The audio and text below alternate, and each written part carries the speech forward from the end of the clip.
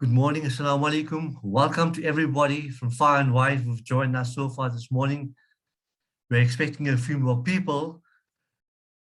Most of the people in this group are familiar with Ahmed Seedat, but allow me just to share some information about Ahmed to everyone, especially our new guest. Ahmed Seedat's practical, realistic, and turnaround strategies for family businesses are more relevant than ever before for both the young and older generation. Today's webinar explores findings of his recent research, examining why is the failure rate of family-owned businesses so high in Southern Africa and the impact of family value systems. Ahmed has a very wide experience. He works nationally, internationally, and that has earned him a spectacular reputation based on successful results. He delivers holistic solutions, thus empowering a multitude of entrepreneurs globally. We also know that Ahmed serves as a director on various companies, as well as an advisor on the boards of family-owned businesses and in corporates. He is an academic, author, mentor, keynote speaker, and researcher into matters affecting family-owned businesses and small business enterprises.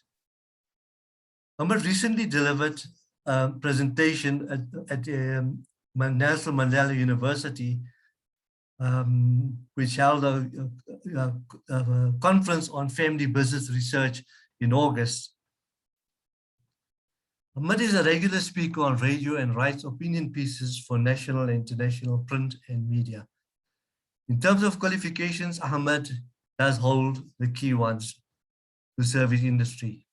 He currently holds the following qualifications: an MBA, specifically on family businesses, a certificate in management studies, a certificate in management development, as well as a qualification in accounting technician.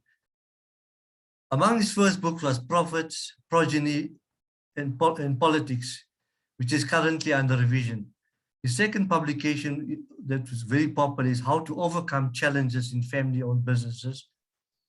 And the third one that has been very popular is The Dynamics of Succession in Family-Owned Businesses. These are just among the very publications that Ahmed produces all the time. It's now my pleasure to invite Mr. Ahmed Seedat to address.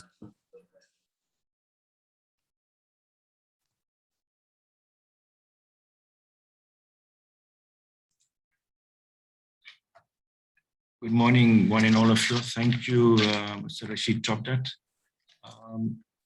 Thank you for those accolades, but the main accolade of where I'm going forward and what's really assisting me in family-owned businesses is the wisdom, is the collective wisdom that what we received from speaking with elders as well as people of the community that take us forward in the education.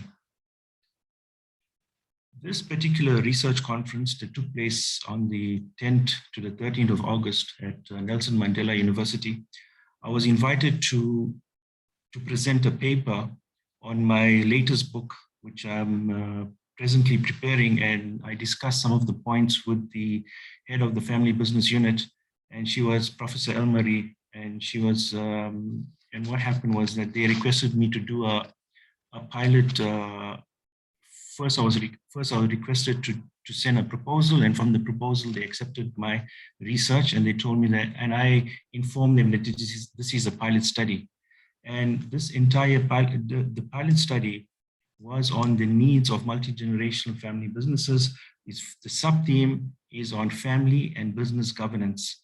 And what we found was that why the importance of family and business governance, since the past 2 years, Vector Consulting has been having family business conferences, and at these conferences we've picked up various different aspects from the Q&A, as well as, you know, while consulting, we are picking up issues in family-owned businesses, and we find out what's the fundamental problem that why family businesses are failing, especially in South Africa.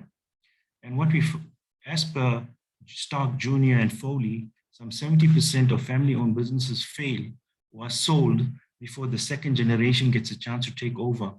Just 10% remain active that are privately held companies for the third generation to lead. In many ways, leading a family-owned business has never been more challenging.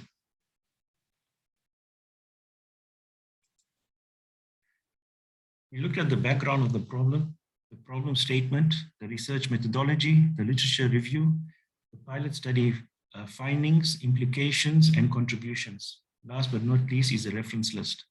This entire recording is available on my YouTube channel, which is Ahmed Seedat on YouTube. The motto of Vector Consulting, my motto, my vision, is about preservation of wealth, making a global difference. So many people ask me, what's the reason? Why do you talk of preservation of wealth? You're not giving any financial advice, but what do you do? So what we found was that through our studies, we found governance was a major aspect of preserving wealth and the lack of governance thereof. That's why the sub-theme of this research paper was on governance. Working and researching and consulting on the business of family business has been a great privilege. I've learned from years of knowledge and experience, and I hope to carry this collective wisdom forward as I meet future challenges.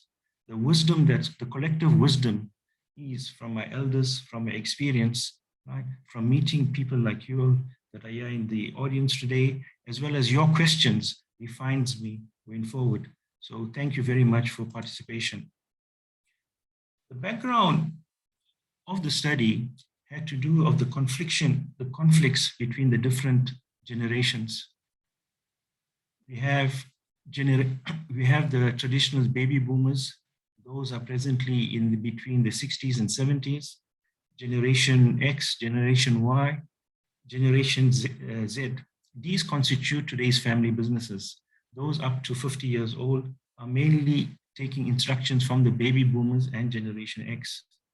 Generations have differing aspirations, distinctive talents, new backgrounds, and varied proficiencies. I must allude to one thing, that here in South Africa, we had apartheid. So pre-apartheid education and post-apartheid education is having a lot of conflicts in family-owned businesses presently because we came from two different periods. And what really happened was that the mindset, the education, the upbringing has been a bit, on the social engagements have been quite different and varied before apartheid and post-apartheid. And we find that these conflicts are coming into families as a whole through the social standings, as well as in businesses. The patriarch, who is the founding father of the family business, he's the owner. In some, we're seeing it's an authoritarian and person-driven. Many of them that started these businesses, for a need and for security of their family. The second generation, or the patriarch's children, and it's also called the sibling generation, we found that when they enter the family business, they display similar leadership traits to the first generation, but the focus is on sustaining the family. I must allude to one thing. It's normally the eldest child and the father or the patriarch have similar traits.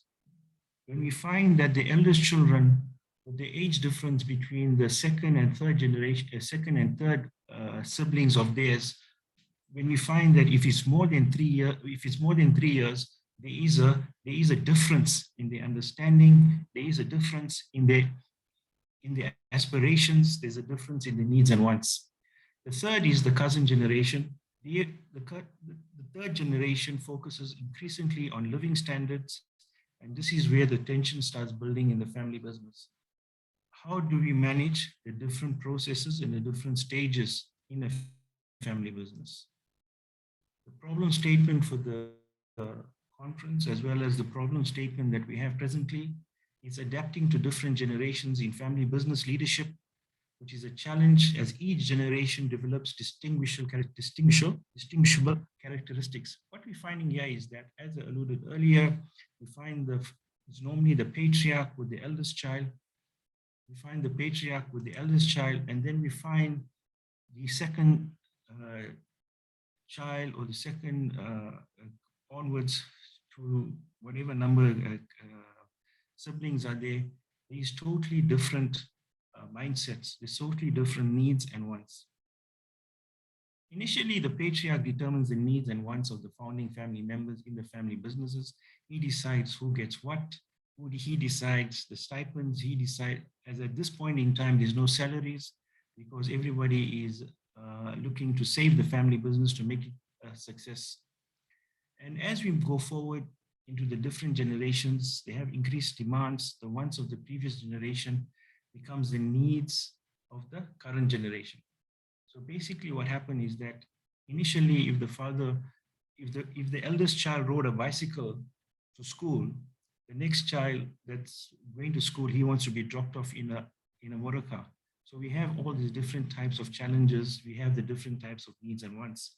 What we find in simple English, we'll find that, example, if a father drives a basic model Toyota, a Toyota 1.3 or a Toyota 1.4, you find that as the next generation comes in, they want the higher range, they want the Toyota, or they want a car which is of a higher value in the, for themselves. So, and this affects the family business significantly until the business collapses. What we have found is that everybody's needs and wants differs. And when the needs and wants differs, and when somebody wants an expensive want, which can be fulfilled to the need, this creates tension, this creates family issues, this creates financial issues as well. The aim of the research was that generational family businesses fail because expenses cannot be sustained. The aim of this pilot study was to explore the sustainability and the generational impact of the needs and wants of family businesses. What I did was that I used the 5 needs of Maslow's hierarchy as a guideline. It was interpretive. It was interpretive design. It had an induction approach. The data collection for the study was mainly through interviews with family businesses. The population was in Gauteng, in KwaZulu-Natal, and a few were outside, but they did not want to be part of the study, but they just had a general discussion. And the data analysis was qualitative and interpretive. And what we did was that we took the data, the interviews, and from the interviews, we applied Maslow's hierarchies of needs.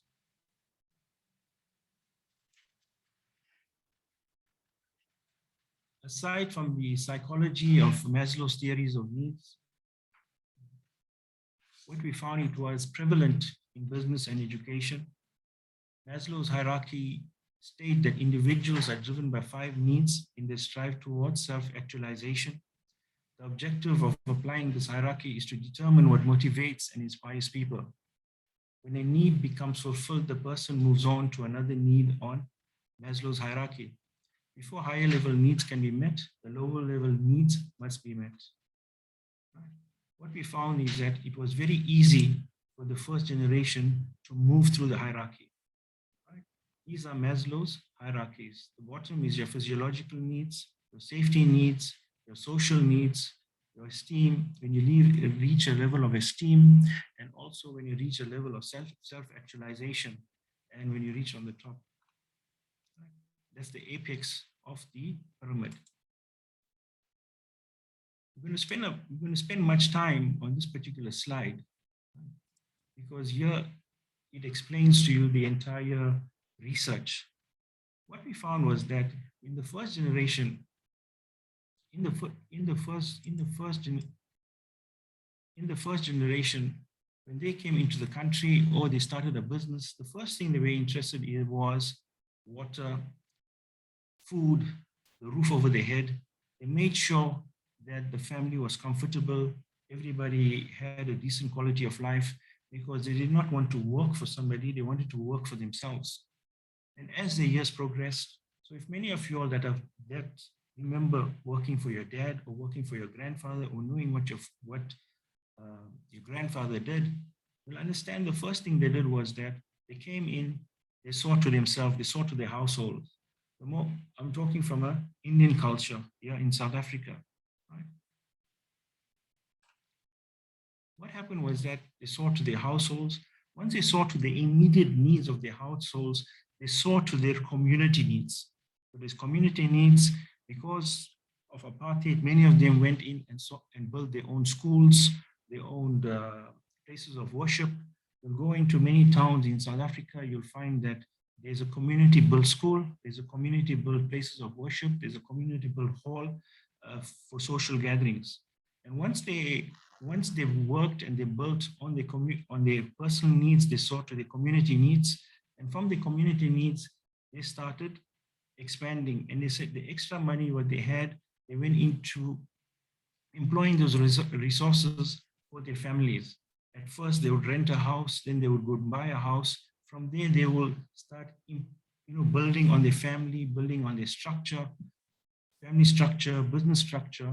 And what happens is that as they start moving forward, they become happy and they reach to the top. And when they reach to the top, which is self-actualization, that is when they've got sufficient money, they understand the needs of businesses. Many of them, when they reach a level of self-actualization, they have this wisdom, they know what they're doing, they reach the point of morality, creativity, and problem solving. You'll find that in today's time, when there's many issues, whatever, people always go to the elders. Please tell us how to resolve this issue. Please tell us how to resolve, many aspects of our social life, of our business life, our personal life. And we found that many organizations over the years were established, and the elders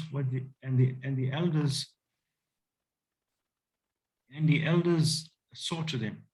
But where we're finding the major issues in the family business, why family businesses are failing, we find that many kids that are coming into the family businesses, they are failing at the bottom of the pyramid. The bottom of the pyramid being they are stuck at the physiological level, and the transition from the physiological level to the safety level is a major challenge.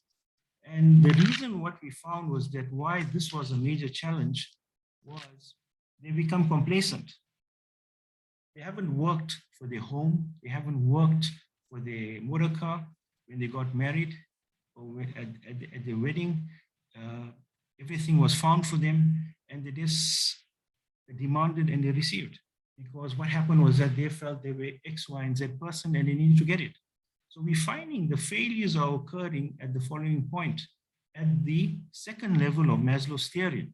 And we find that the second generation normally is not the elders, but from the second child downwards, or sometimes from the first child downwards in their kids. So what really happened is that there are major tensions at this point in time. And we found that there was a serious lack of governance. The governance at this point in time, right? We found that at this point in time, the governance was lacking in businesses. So we found that in South Africa presently, one of the major issues in the failure of family businesses has been the lack of governance on the body of employment, on the distribution of resources, and also on the morality of the family, because there's no governance in how spending should take place. There's no governance in how interaction with society. And what we found was that the second generation or third generation could not move forward. So we find that when it came to safety and belonging in the family businesses, 90% or 96% of these families failed at this point in time between safety and love and belonging. Those family businesses that had a sense of value system in them, those family businesses that had governance systems in them, they were actually thriving and they were going to stages of self-actualization. At this point, when we defined and looked at why these family businesses were progressing, we found that it stemmed from the first generation, the value systems that was embedded in the first generation of the family business, of the family. The patriarch with the immediate family, they had a very strong value system. And this value system assisted the family to make decisions. We'll go into it a little later. Right.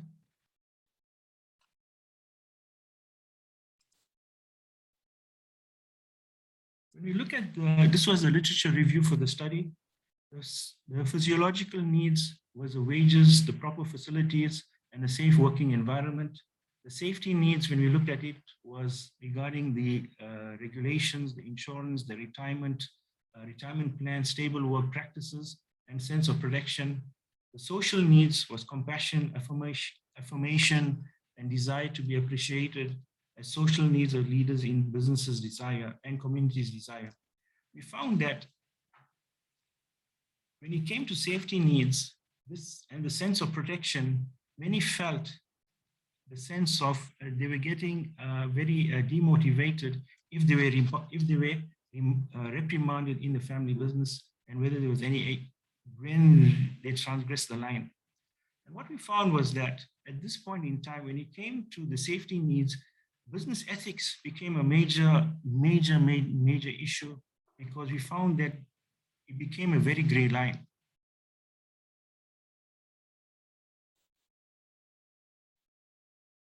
The pilot study findings was on the generation cycle. The generation cycle was you had the founders, his children, and the cousin generations of family businesses, was leading to tensions and conflicts due to increased living standards and increased wants.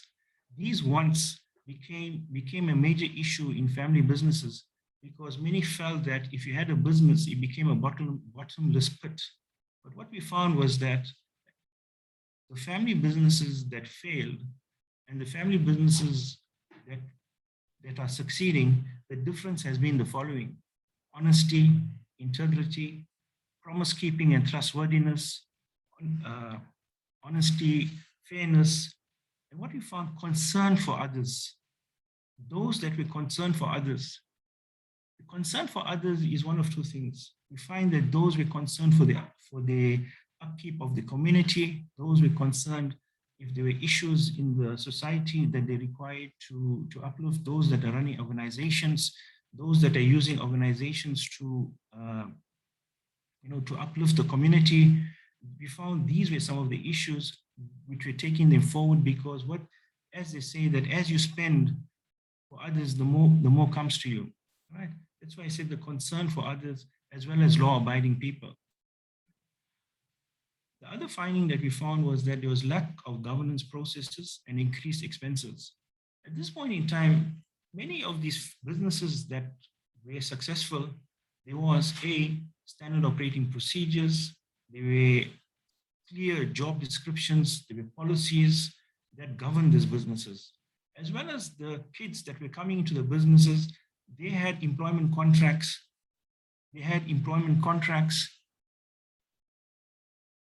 As well as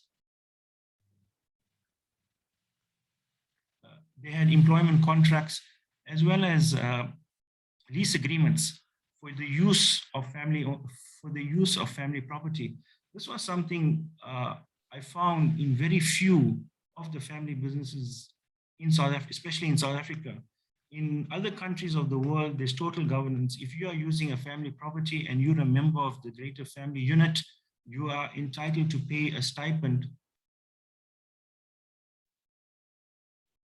You are entitled to pay a stipend, and this particular stipend is because it is a family property. It is, and everybody is entitled to a return or a benefit of your usage of the family property. What we found was that Maslow's hierarchy was used as a tool to identify employees and families' talents, shortcomings, and needs, and therefore it was a useful tool. It was a useful tool to assist family members in the process of self-actualization. And what we found is that as we use the tool more profoundly, and what we are using now, we're using this tool more profoundly, and we created a questionnaire for each family business. And what we found is that it's not only in family businesses that we are using this tool, we're also using this tool in corporate businesses as well to re-look at the corporate governance, to look at the governance processes. And once we look at the governance processes, we find that things, communication becomes easier.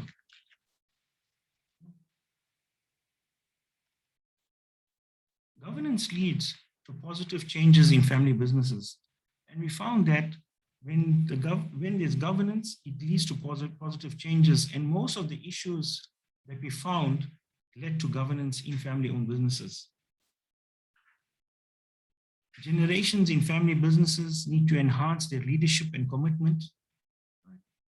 These include, they should be having key performance measure, they have key result areas, key performance areas, key performance indicators, an advisory board or a de facto board, as well as formulating vision and mission statements of businesses and introducing policies. Most of those businesses that are failing or having major challenges, the family don't have a vision. They're not on the same page. And one of the first things that we've done is that we are working to re-enhance these businesses. We're getting them to have the vision. What is your vision? Where do you want to go? And they understand that, what my vision is to make money. Okay, everybody wants to make money, but how are you going to make money? What's your purpose, right? So we've come to a simple vision for everybody that are having a challenge to create a vision. You want good for this world and in the year after. So how do you get the good for this world and the good for the year after? So this is something very basic that we went back and we found that when we start using this particular term, people are re-envisioning in their mind that, what good do we have to do now? And when we start looking at the good that we have to do now, we write that in a block, the good that we have to do to get to the year after. And, how are we going to bank our wealth for the year after? So what we have done is that we have created silos in the creation of the statement for them to go forward. And those silos become the mission and how they're going to put in the mission statements. So from those mission statements, they start introducing policies, and these policies will drive the vision. What we found was that Maslow's theory, it strengthens the human desire in solving human needs. But how do you do it? The application in your business at each level. What we've done is that post this conference and the questions that were posted at this conference, what we've done is that we created a questionnaire which we use in family businesses on asking them the different questions on solving the human needs in the business. This was the references for the conference as well as the references list for the slides. Right? You can go through it. Right? The slides and the video will be available on our YouTube channel. So we're coming back to preservation of wealth, making a global difference. Preservation of wealth, we at Vector Consulting, which is all about governance. How do you sift governance in NGOs, in non-governmental organizations, in businesses, in families, in family businesses, in families, in larger businesses as well. The needs for multi-generational family business was a study. It was delivered by me via video conference at the Mandela University African Family Business Research Conference. And this particular needs of multi-generational family businesses, the pilot study based on governance, is going to be a book that will be coming out towards the latter part of 2022, because what we found was that the needs and the explanations that are going further for this in the study has brought out further questions, and which will be coming back and doing much more detailed questions. And the sub-theme for this was on family and business governance. Is there any questions? I would like to, if there's any comments, I would like your comments and questions. And as well, this presentation will be available on YouTube. Thank you.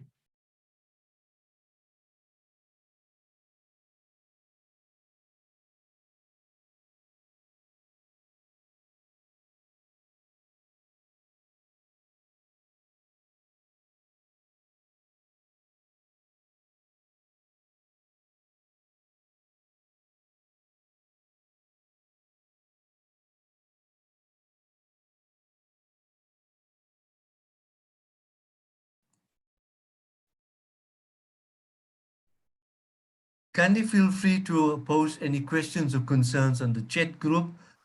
Should you wish to speak directly, we would welcome you to unmute yourself and have an interactive discussion with Ahmed.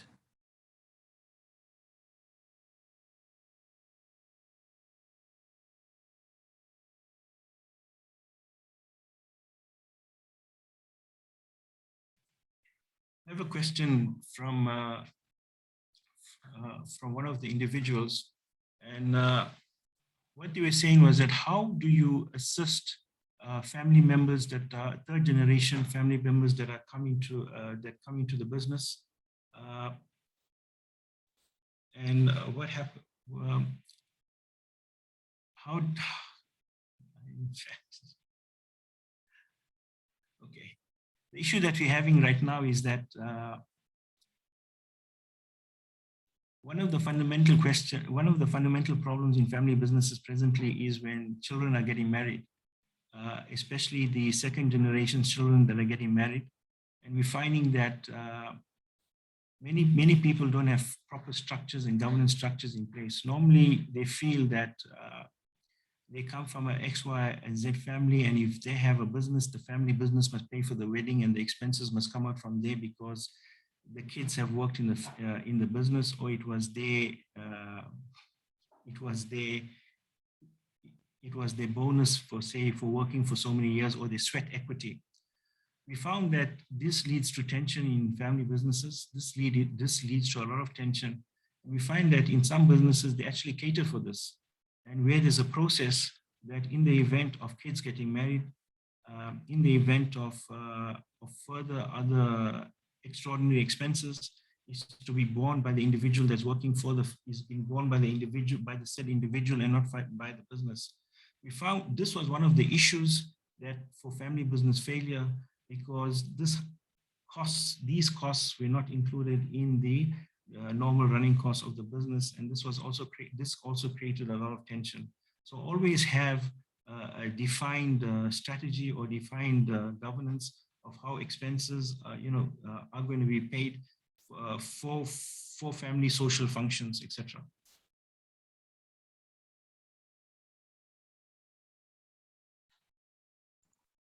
But there's another that came out on WhatsApp here is should the person who started the family business send his sons or daughters for kind of formal training to get involved in the business?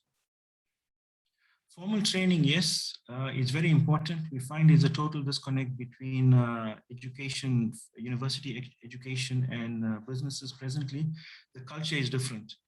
The present education system in South Africa, it's all about teaching you to become a worker, a manager, and not a thinker, and not an entrepreneur.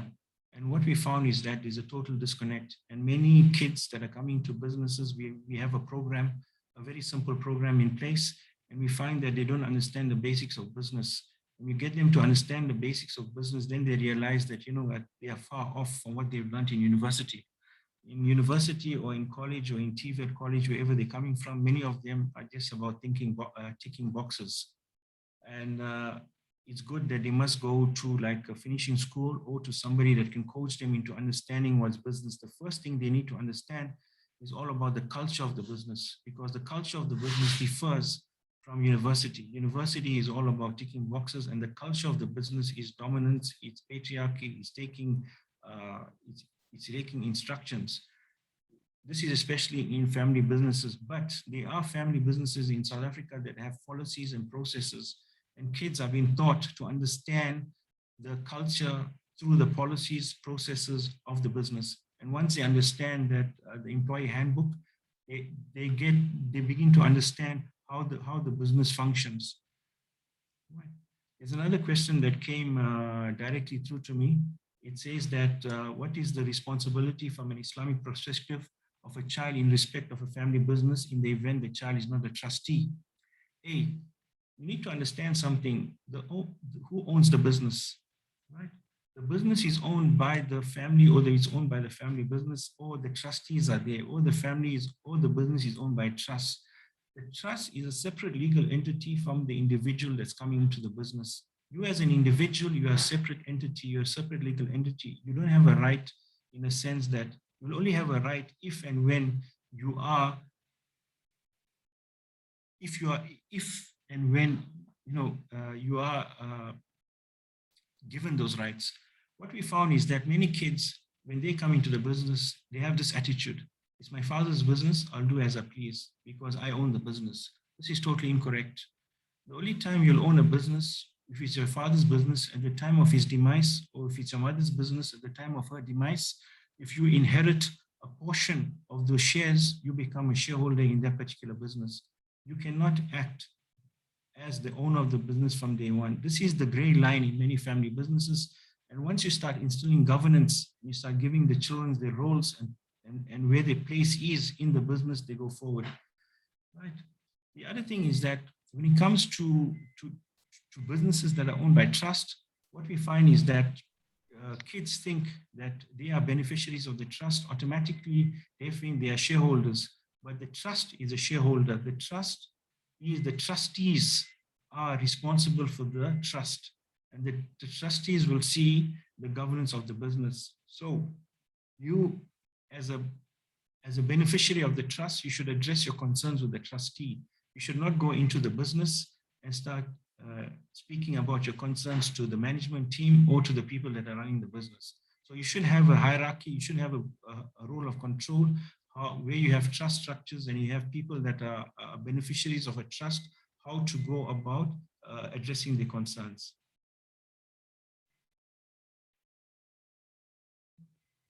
Another one got to do with mindfulness. It's very important for people in businesses to be mindful of where they are. They need to be in the present. We find today that one of the major issues of new generations that come into the business, they'll have a calculator, and if they find that, our turnover was X amount, they want what they want to do is that they want to work out the profit, and from their profit, what they want to do is that they want to work out what's going to be their return. And many of them create this artificial demand. They create this artificial requirement that they need their wants, they need their based on this. And we find that they're not in the present in the family business. They are not in the present. So they also need to be mindful of their responsibility in the family business.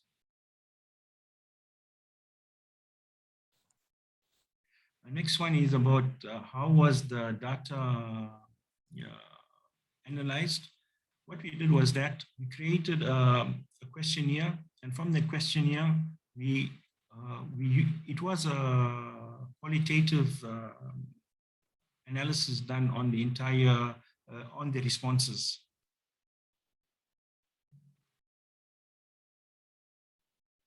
Yes, we will be cascading the study countrywide.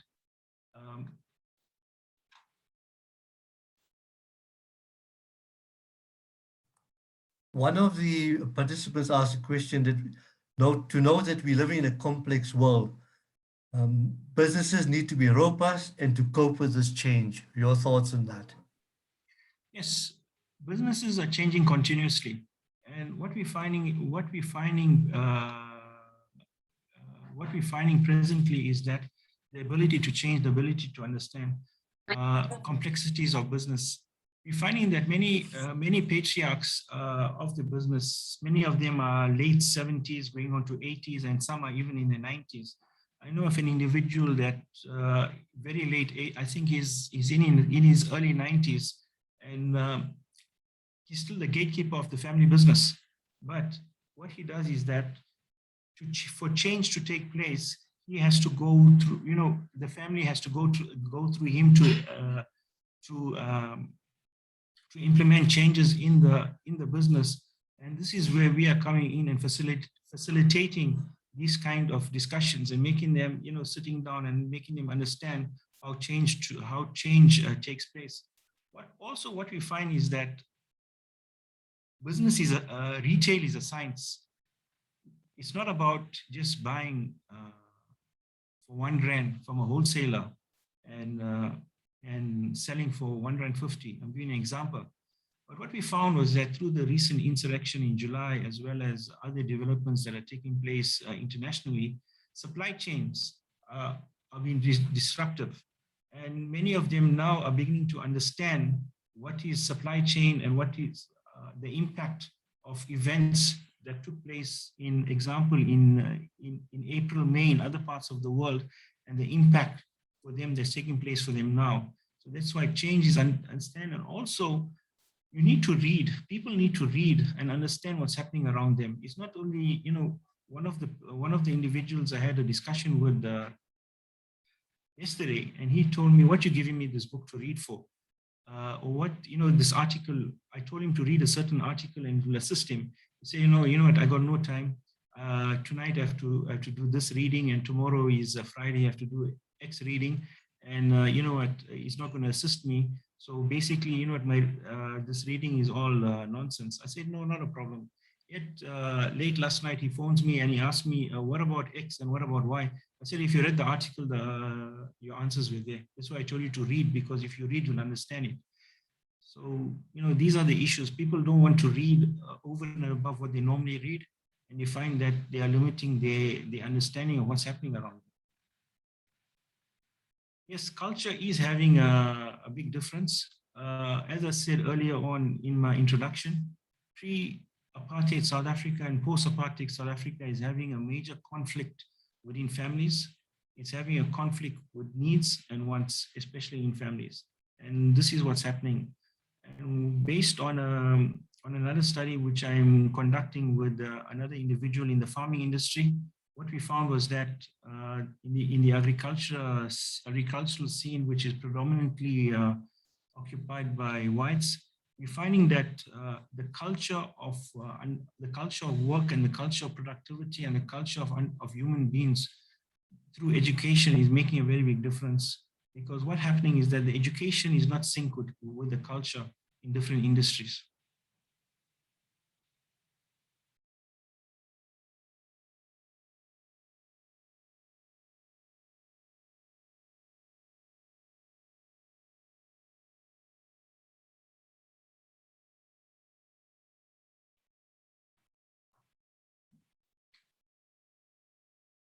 The question on values that has been posted, this is something very important. What we found is that when it came to value systems, the first thing that we found was that there was dignity in the family. I'll give you a simple example of one particular family. They pray together, they eat together, they have at least the extended family unit meet at least once a week to have a general meal together. And we found that at these type of forums whether it's at least one prayer a day, we found that by creating the social cohesion between the second generation, third generation, as well as the first generation of being together, the togetherness of the family as a family business unit. So what happened was that we found that the family started creating a value, they had values of integrity, promise keeping, trustworthiness, as well as they were fair, law-bound, and the concern for others. But where the issues started coming in was when the second generation, when the youngest of the second generation and the children and the third generation were beginning to get married. And we found that in one instance, the issues of outside influence, this outside influence became very prevalent in the entire value system of this particular family, and things started changing. What was happening was that many of them stopped coming to the weekly meal, and they had other engagements.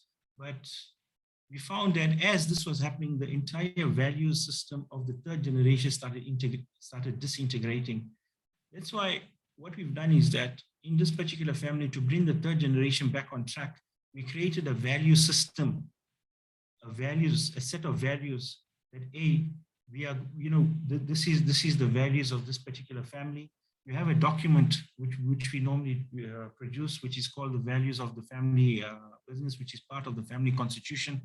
Because what we found here in South Africa is that, especially in South Africa, not many families have a family values document. They say, no, you go to madrasa, or you go to this person, and you go to that person, and we sit in this person's company, and there's whatever happens, we create our values from there. But in other parts of the world, many families have a family constitution. And when we draft up family constitutions for families around the world, in different parts of the world, especially in East Africa, as well as in the UK, and in the Middle East, what we found was that these particular families, they have a defined value system. Hey, this is what we abide by. You know, it's like our motto. And from their motto, you know, every family member has to sign the family values document. And we find that once this, because the family brand is very important, and it's all about protecting their family brand. It asks us to connect with our customers in the environment where they are expressing their talents, their passions, their aspirations. But second,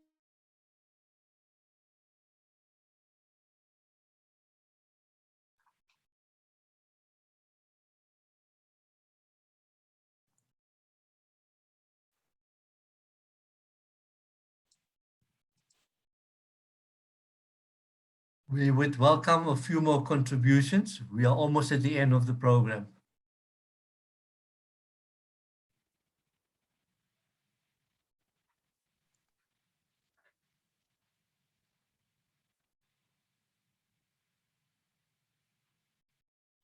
Ahmed, would you like to then perhaps do closing remarks or comments, please?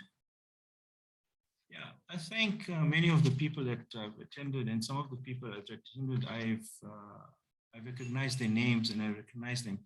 But what we need to do here in South Africa is that, you know, values is something which is having a very major impact on the sustainability of family businesses. And we find that in this particular research, we would ask, or we would request families to take part further, because we are not using their names in the business, but we're just marking it, because the questionnaires are not for open, you know, it's not a public document, but we would request further people to take part of the study to see how, you know, these needs are having an impact on family businesses. For those that came in quite late, I'd just like to reiterate that we looked at Maslow's theory of hierarchy of needs and the impact of how the first generation is reaching a self-actualization, and how when the second generation, if their needs, if their wants become quite excessive, you find that businesses are failing because of the expenses, and the businesses cannot, cater for their wants. And we found that the major issue was why these businesses fail and why these businesses succeeded was on governance and values. Values of the family had an impact on the values that were instilled in the business and in the individual. I thank you once again for the participation, and as well as I thank Rashid Chobdat for putting this entire program together of the HRDP. Thank you, Rashid.